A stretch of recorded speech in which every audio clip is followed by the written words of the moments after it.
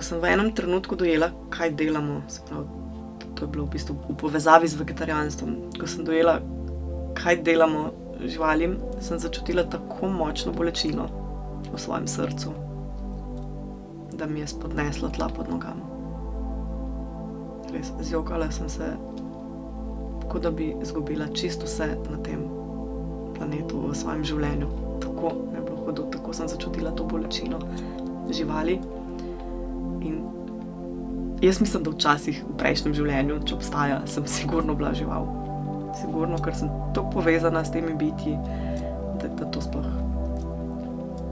da je to lepo, ampak zelo boleče, ko pomisliš, kaj moja človeška vrsta dela mojim prijateljem.